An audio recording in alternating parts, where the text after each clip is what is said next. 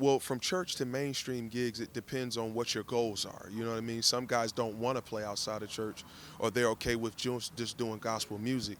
But for those of us that want to broaden our reach or to, do other things, it's just about a goal, a mindset. And then now what you start doing is identifying with those genres and learning and being more specific in and deliberate in your development in those genres. You know what I mean? So now you want to sound more authentic versus playing around it.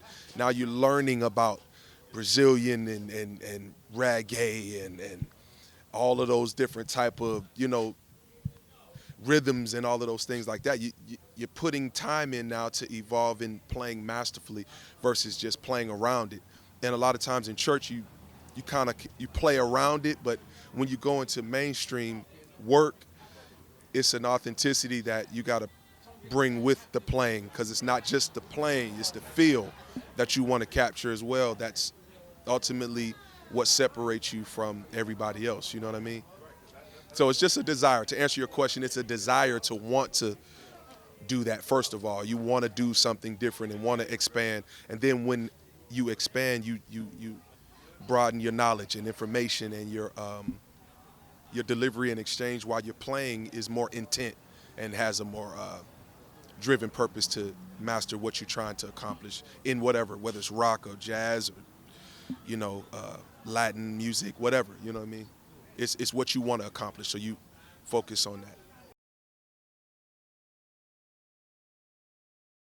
It was a nice change of pace gig for me, coming from, the rap and the R&B stuff, you know what I mean? So for me, musically, it was really fun.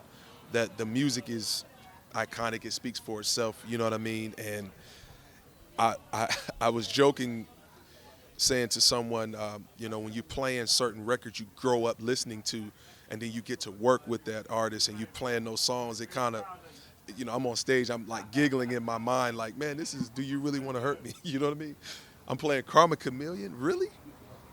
Just you kind of like, wow, that's funny. But it was great, and he's awesome artist to work with, super cool, down to earth, and he cares about the music, and it's dope to work with artists that cares about their music and the presentation of it and all of that. That's dope. That's dope.